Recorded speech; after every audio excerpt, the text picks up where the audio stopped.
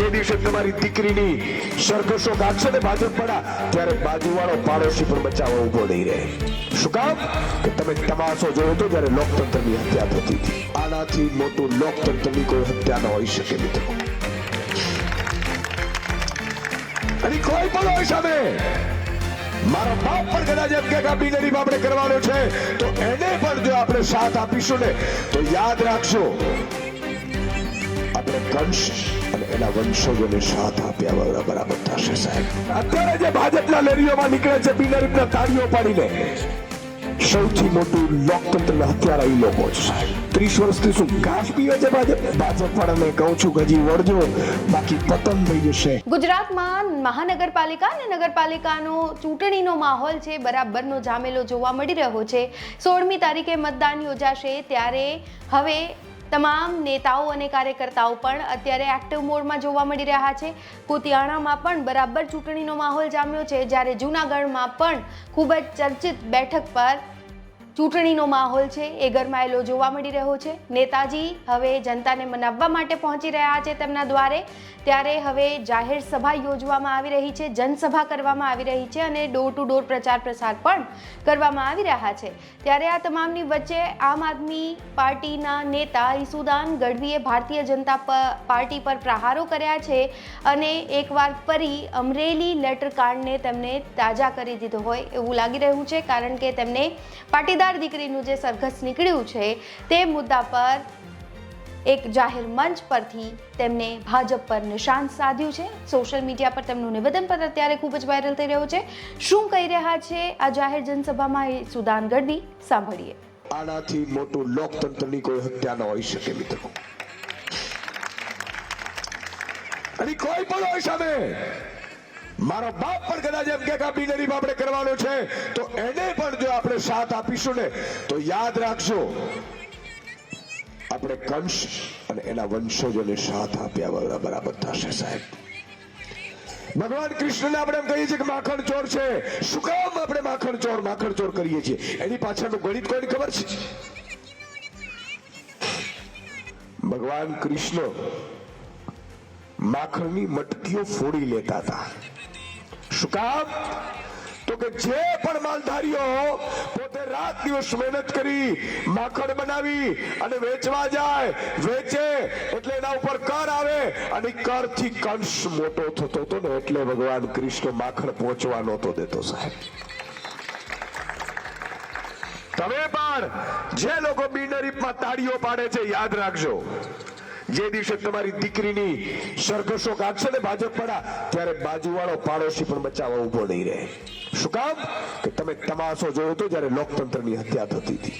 આજે આની સરકાર છે કાલે બીજાની આવશે. આ ધરતી ઉપર તમારા મારું નક્કી નથી. કદાચ કાલનો સુરત તમારામાંથી કોઈ આપણે ન પણ જોઈએ પણ મિત્રો કામ એવું કરીને જવું જોઈએ. સંત કબીર કહેતા હતા કે જબ તું આયો ઇસ જગત में जग हसे तू रोए पर ऐसी करनी करके चलो कि तू हसे जग रोए. ધરતી માટે કોઈ કાયમી નથી. ન રાવણ ટક્યો ન કશ ટક્યો ન સિકંદર ટક્યો. એલેક્ઝાન્ડર સિકંદર જયારે નીકળતો હતો સાહેબ યુદ્ધ કરવા માટે તે દિવસે જેના પરગણામાં એન્ટ્રી કરતો ને એ પરગણાના મહારાજાઓ શરણાગતિ સ્વીકારી લેતા યુદ્ધ પહેલા.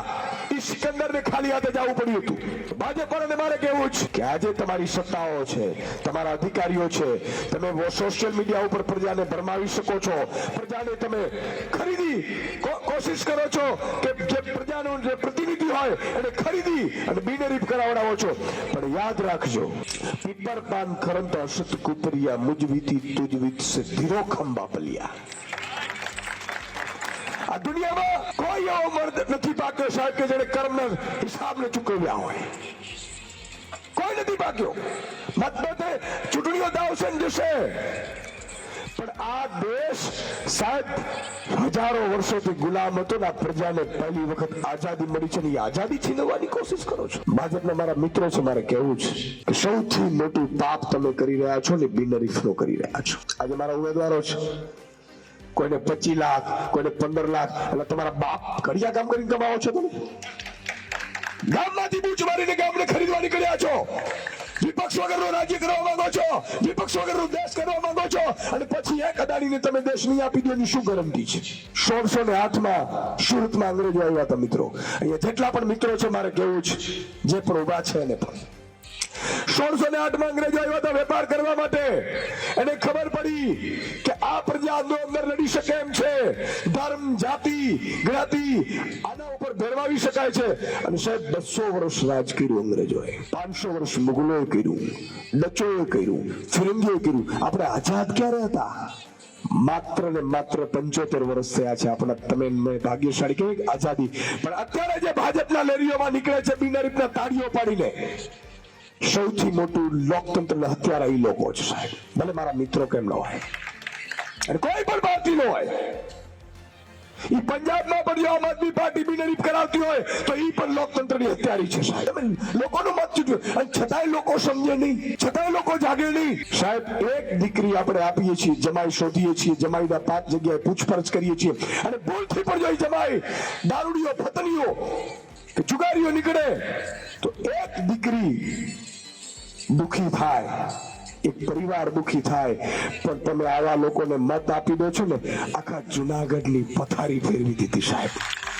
અને હજી તમે અને કોઈ કદાચ 5-25 લાખ આપતો હશે, કોઈ પોલીસનું કામ કરતો હશે, આ કામ કરાવવાના છે. આજે મને ખબર પડી કે અહીંયા પાણી નથી આવતું, તો 30 વર્ષથી શું ઘાસ પીવે છે ભાજપ? બંગલાઓ આપણે શેના માટે બનાવ્યા છે? પાણી ન આપી શકો. આજે અહીંયા તમે વિચાર કરો, જુનાગઢ એટલે સંત નરસિંહ મહેતાની ધરતી સાહેબ, જેને ખુદ સાંભળ્યો 51 વખત પોતાને રૂબરૂ જ્યારે યાદ કરે ત્યારે ભગવાન આવીને અહીંયા એને પીવડાવતો. ઈ સંત ભૂમિની હાલત શું કરી છે? બિનહરીફમાં તાળીઓ પડે છે, બિનહરીફમાં તાળીઓ પડે છે. અને એક જુનાગઢ વાસી એવો નીતિ નીકળતો કે ફેસબુક લાઈવ જઈને પણ કે તમે ભલે ભાજપનો કાર્યકર્તા હો, ભાજપનો નેતા હો, પણ બિનહરીફ કરો છો ને, એમ જિંદગીમાં હું મત નહીં આપું. એક ભરેલો વંકો નથી નીકળતો. આજે ઈશુદાનભાઈ તમને કડવા લાગશે. આજે હું હેમાબેન પાસે ગયો હતો મળવા માટે, કે ભાજપ રહી નથી સાહેબ, જનસંઘની ભાજપ, જે પોતાના ખોડિયામાં પ્રાણ હોય ને તો એ પ્રજાનો વિચારતી હોય, ઈ ભાજપ આજે પ્રજાના ખોડિયાના પ્રાણ રીએ કે જાય, પોતાના લૂંટ ચલાવીને પોતાના ઘર ભરવા વાળી ભાજપ બની ગઈ છે. એ હેમાબેને મને કીધું આજે કે સુદાનભાઈ આનાથી છુટકારા આપો. મેં કીધું પબ્લિક ક્યારે જાગશે? એ કહેવત છે મારે ન કેવી જોઈએ, બેનો દીકરીઓ બેઠી છે, જણનારીમાં જોણ ન હોય ને તો સુયાણી શું કરે? આજે માતાબેન દીકરીઓ બેઠી છે, ભાજપના ધારાસભ્યો બન્યા, સાંસદ બન્યા, કોર્પોરેશન બન્યું, મંત્રી બન્યો, પ્રધાનમંત્રી બન્યા, અને તમારે ત્યાં પાણી નથી પહોંચતું બનાવવાનું. આવા પાણી વગરના નેતાઓ પસંદ કર્યા છે. આપો એકવાર મોકો. 6 મહિનામાં જો પાણી ન હોય તો ઈશુદાન ગઢવી અહીંયા તમારે ત્યાં ગુલામી આખી જિંદગી કરશે સાહેબ. શું વાત કરો છો? અને આ પ્રવાસન સોરઠની સંતોની ધરતી કેવા હાલ કરી નાખ્યા સાહેબ. ધૂળની ડમરીઓ ઉડે છે, ધૂળની ડમરીઓ ઉડે છે, કેનાર કોઈ નથી. કોણ? ભાજપાનો મિત્ર મને કહેતો, ઈશુદાનભાઈ ગમે તેટલી ચીસો પાડો, અમે એવું પ્લાન કર્યું છે, દર 5મી ઘરે એક મૂર્ખને પેજ પ્રમુખ બનાવી દીધો છે. મેં કીધું મૂર્ખ નથી, એ બિચારો તમારી ઉપર આશા રાખીને પેજ પ્રમુખ બન્યો છે. એને એમ છે કે તમે સનાતનની રક્ષા કરશો, એને એમ છે કે તમે અમારી રક્ષા કરશો, એને એમ છે કે તમે સારા કામ કરશો. એને તો મૂર્ખ ન સમજતા, પણ તમે તો સંતો પાસેથી પણ ખંડણી વસૂલ કરો. તમારી શું વાત કરું ભલા માણસ? સંતો પાસેથી કરોડો રૂપિયા તમે ઉઘરાણા કરો છો. તમારી માતા જનનીને આજે એમ થતું હશે કે નપાટકને ક્યાં મેં જન્મ દીધો. જનની જાણતો ભગત જાણ કા દાતા કા સુર લઈતર રેજે વાજણી માતું મત ગુમાવીશ નૂર. જનની જણતો ભગત જણ કા દાતા કા સુર. આ ધરતી ઉપર ક્યાંય કોઈ કાયમી નથી. તો મિત્રો મારે છેલ્લે એટલું કહેવું છે કે એકવાર આજે હેમાબેન નો મેળો, મેં કીધું હેમાબેન છેલ્લે બોલીને મને કે ઉતરતા કાળે પણ મને એમ થાય કે જો હું બોલીશ નહીં ને તો મારું આત્મા ડખતું રહેશે મને. ભાઈ શ્રી નરેન્દ્રભાઈ એવું કહેતા, ભલે બધા નરેન્દ્રભાઈ ઉપર પ્રેમ છે, એક દિવસ હું નરેન્દ્રભાઈ નો અંધભક્ત હતો, પણ દાખલો આપું તમને કે શું હાલત થઈ રહી છે. નરેન્દ્રભાઈએ અત્યારે અદાણીને એરપોર્ટો આપ્યા, ખનીજ આપ્યું, ખાણો આપી, બધું ભલે આપ્યું, હાલો વાંધો નહીં. કદાચ ઈ રૂપિયા આપતા હશે, રૂપિયાથી ચૂંટણીઓ ખરીદાશે છે, ઉમેદવારો ખરીદાશે, એમાં નથી પડવું આપણે, એને કઈ સબૂત ન હોય, ભગવાન જોતો હોય. પણ માની લો કે અદાણી છે, પ્રાઇવેટ કંપની છે, આખા ભારતની સંપત્તિ અદાણી છે, સરકારી, એ અદાણી ખરીદી લે અને પછી ઈ જ અદાણી 51% શેર છે એ ઈસ્ટ ઇન્ડિયા કંપનીને આપી દે, તો અમદાવાદના એરપોર્ટ જે અદાણી ખરીદ્યું એનો કબજો કોનો થયો? ઈસ્ટ ઇન્ડિયા કંપનીની થયો. સાહેબ, ગુલામ બનતા આટલી વાર લાગશે. અને આજે તો ખાલી 9 જણા કે 10 જણા બિનહરીફ થયા છે. યાદ રાખજો, તમે આજે પણ જો તમે એની પાછળ તાળીઓ પાડતા રહેશો તો યાદ રાખજો, આવતી ચૂંટણી જ નહીં આવે. 60 બિનહરીફ. પછી કરજો મતદાન, પછી રોષ ઠાલવજો, પછી માંગજો એમની પાસે પાણી. આજે અહીંયા પેવર બ્લોક નથી. આ જુનાગઢને પ્રવાસન સ્થળ આપણે વિકસાવી નથી શીખ્યા. ઘરના ગિરનાર છે, સંતોની ભૂમિ છે. તમે કલ્પના તો કરો, હું રોજ ધ્યાન કરું છું, ભગવાનને પ્રાર્થના કરું છું કે મારાથી કોઈ ખરાબ કામ ન થાય. સારું કરીને જઈએ એવું કહેતા જ નથી સાહેબ, પણ કોકને નડીએ નહીં ને એનાથી મોટું કોઈ સારું કામ જ નથી. પણ ખરાબ લોકોને તમે આગળ વધારો છો, કંસને તમે આગળ વધારો છો. ભલે માણસ 5, એની વિચારધારા જુઓ તમે. અને એટલા માટે કહેવા આવ્યા છીએ, કરશન બાપુએ કીધું, હું પણ કહું છું, અમારા જેટલા આમ આદમી. અને ઘણા લોકો એમ કહે છે કે સુદાનભાઈ, એક મતથી શું થાય? તમે તમારો મત આપશો ને તો ઈ સારી જગ્યાએ ગયો, તમે પાપ તો ન કર્યું, બરાબર કે નહીં? અને શરૂઆત ઘરથી કરવાની હોય. તમે જુઓ, જુનાગઢમાં કેટલી સરકારી શાળાઓ સારી છે કોઈ? હોય તો મને કહેજો, માફ કરજો, મને ખબર નથી એટલે કહું છું. સરકારી એવી ટોપ ક્લાસ હોસ્પિટલો છે? નથી. તમે વિચાર કરો કે સાહેબ, સારી સ્કૂલો ન આપી શકીએ, તમારા મારા બાળકને ભણતર ન કરાવી શકીએ, ત્યારે આપણું, હું આજે માનો ખેડૂતનો દીકરો છું, હું ભણ્યો તો અત્યારે આ દરજે પહોંચ્યો, તો હું ઈચ્છું છું કે એક ગરીબનો વ્યક્તિ, સામાન્ય ઘરનો પરિવાર સારી રીતે ભણી ગણીને આગળ વધે. તો આ નીતિ ઉપર જવું છે આપણે. આમ આદમી પાર્ટી, અને કોઈને પણ 15-20 વર્ષ આપવાના નહીં, ધ્યાન રાખજો. આમ આદમી પાર્ટીની સરકાર આવે ને તો એને 20મું વર્ષ બેસવા ન દેતા, ને તો ઈ પણ અહંકારી થઈ જાય. પછી ઈશુદાન ગઢવી હોય ને તો ઈ પણ અહંકારી થઈ જાય. અચ્છા, ભાજપની આમે તમે ફોર્મ ભરો, એકવાર હું તમને તમામને કહું છું, ભરીને બતાવજો. તમે ફોર્મ ભરશો ને એટલે જ્ઞાતિનો આગેવાન આવશે, આપણાથી ન ભરાય. પેલા ફલાણા ભાઈ આપણા આગેવાન છે, ના પાડી છે. કેમ ભાઈ? ફલાણા ભાઈના બાપનું જુનાગઢ છે. લોકતંત્રમાં અમને અધિકાર છે. પછી માની લો કે છતાંય ફોર્મ ભરશે એટલે જ્ઞાતિ, જાતિ, ધર્મના આગેવાન, સંતો, મહંતો આવશે. મારે સંતો મહંતોને હાથ જોડીને વિનંતી કરવી છે કે આપણું કામ સંતપણાનું છે. એનાથી હટીશું તો મારો નાથ મુક્તિ નહીં આપે. સંતો શેના માટે હોય છે? સંતને નથી મફતમાં મળતા, એના મૂળ ચૂકવવા પડતા. સંતને સંતપણા નથી મફતમાં મળતા. એટલે કહેવાનો મતલબ એ છે કે આપણે સૌએ એક જ ધ્યાન રાખવાની છે કે અન્યાયની સામે લડો, સત્યની સાથે ચાલો. પછી ભલે એક જ મત કેમ ન આપીએ, આપણે આપણી આત્માને તો શાંતિ થશે. આજે કેમ હેમાબેને કીધું કે સુદાનભાઈ, હવે આ ભાજપને તમે કાઢશો, અમારી તો ઉંમર થઈ. જે હેમાબેન જેને આખી જિંદગી ભાજપને માટે આપી હોય કે આ ભાજપ હવે એ નથી રહી, હું એમ નથી કહેતો.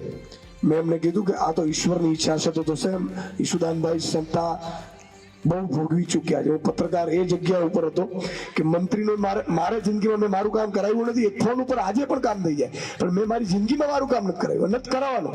હું કર્મના સિદ્ધાંતમાં માનું છું. પણ હું એમ કહેતો હતો, માનવ ફોર્મ ભરાવો તમે, ધમકી આવશે, પછી પેલા લાંચ આપશે, પછી ધમકી આપશે, અને છતાંય તમે ફોર્મ ચાલુ રાખશો એટલે પછી તમને એમ કહેશે કે પોલીસનો કેસ, ફોન આવશે, ખોટા કેસમાં ફસાવશે. અને પ્રજા સાહેબ કેટલી ડરી ગઈ છે. હું ડોર ટુ ડોર કરી રહ્યો હતો, પ્રજાને પૂછતો, મને કિશોરભાઈ અંદરથી અમે તમારી સાથે છીએ, બહાર નહીં આવીએ. કેમ? કોનાથી બીઓ છો? મને ગયા ભાજપ વાળા પછી અમને હેરાન કરશે. તો આ તો ગુંડાગર્દી થઈ, અને એને મત આપવાનું. ખોડિયામાંથી પ્રાણ જાય ને તો ભલે જાય, પણ કંસ અથવા તો દુર્યોધન જેવા લોકોને ક્યારે મત ન આપતા. મહાભારતનું યુદ્ધ ચાલતું હતું એટલે ભગવાન કૃષ્ણ છે મનાવા છેલ્લી વખત જાય છે, એમ કે છે કે પાંડવોને 5 ગામ આપી દો. દુર્યોધને કીધું કે 100 જેટલી વસ્તુ પણ આપવાની થતી નથી, યુદ્ધ કરવું તો કરીને લઈ લે, ક્ષત્રિય છે. અને સાહેબ યુદ્ધ થાય છે મહાભારતનું. મહાભારતના યુદ્ધમાં સાહેબ એ સમયે પણ એવા નિયમો હતા. નૈતિક તો હોય કે ન હોય? આપણે ન કરીએ કે એક ઘર તો ડાકણનો મૂકી દે. આ લોકો તો આપણે કામ કરાવવા જઈએ ને તો કે ભાઈ મારે રૂપિયા નથી જોતા એને જોશે એમ કરીને 2 લાખ બટકાવી લે. સાચું કે નહીં? એમાં બટકાવી લે. બોલો. પણ એથિક્સ, નીતિ નિયમો અને જિંદગીની મર્યાદા હોય. ભગવાન એટલે યુદ્ધ ચાલતું હતું એટલે ભીષ્મ પિતા પાસે 9 દિવસ મહાભારતના યુદ્ધની કમાન હતી. સેનાપતિ હતો સાહેબ. સૂર્ય હાથમે એટલે સૂર્ય હાથમે પછી પાંડવોની છાવણીમાંથી કૌરવોની છાવણીમાં આવે, કૌરવોની છાવણીમાંથી પાંડવોમાં છાવણી જાય. કોઈ એને વાર ન કરે કારણ કે યુદ્ધના નિયમો હતા. ભગવાન કૃષ્ણ દ્રૌપદીજીને મોકલે છે ભીષ્મ પિતાના આશીર્વાદ લેવા. આપણે સૌ જાણીએ છીએ. પણ જ્યાં ભીષ્મ પિતા પડ્યા અને દુર્યોધનના હાથમાં એ કમાનો બધી આવી, સાહેબ રાત્રે હુમલા કર્યા અને અભિમન્યુને મરાવ્યો, કપટથી મરાવ્યો. આખા ખાનદાનનો નાશ થઈ ગયો, પતન થઈ ગયું. ભાજપ વાળાને કહું છું કે હજી વળજો, બાકી પતન થઈ જશે. અને તમે એટલું નહીં, ખરાબ સંપત્તિ છે ને એ તમારા સંતાનો માટે તમે ભેગા કરો છો, પણ યાદ રાખજો એ જ સંતાનો તમને ઘરમાંથી લાત મારીને ગાડી મૂકશે સાહેબ. કારણ કે તમને સંતાનોને સંસ્કારી નહીં, જુનાગઢમાં રોડ બનવાના કામમાંથી કટકીઓ કરીને તમે સંતાનોને મોટા કર્યા છે. જુનાગઢની પ્રજાના ટેક્સના પૈસા નાચ ને બૂચ મારીને તમે બંગલાઓ બનાવ્યા છે. યાદ રાખજો, ચૂકવવું પડશે. ઈશ્વરના દરબારમાં કોઈ છૂટતું નથી. ભગવાને વાલીને માર્યો તો ને અહીંયા પ્રાચીના પીપળે ભગવાન કૃષ્ણને ચૂકવવું પડતું. તમે કઈ મૂડીની કઈ વાડીના મૂડી છે સાહેબ. એટલે યાદ રાખજો, ખોટું કરતા નહીં, ખરાબ કરતા નહીં, ખરાબ લોકોને સાથ ન આપતા. અને ભાજપના નેતાઓને મારી ખુલ્લી ચેલેન્જ છે કે તમે ભ્રષ્ટાચારી છો, તમે ખોટું કરો છો, ના કરતા હો તો આવો મારી સાથે ડિબેટમાં, જાહેરમાં તમને હું સાબિત કરીને બતાવી દઉં કે તમે કેટલા. પણ તમે તમારા સંતાનોની ખરાબ સંપત્તિ ખવડાવો છો ને, પસીનાની નથી, ખરાબ સંપત્તિ છે. યાદ રાખજો, આજે નહીં તો 20 વર્ષ પછી જે દિવસે ભાજપનું પતન થશે ને તે દિવસે સૌથી વધુ પીડાતો હશે ને એ ભાજપનો કાર્યકર્તાનો સાથ આપનારા છે. તો આ રિપોર્ટમાં બસ આટલું જ. ગુજરાતના તમામ મહત્વના સમાચાર જોવા માટે અને જાણવા માટે આપ જોડાયેલા રહો ગુજરાત તક સાથે. નમસ્કાર.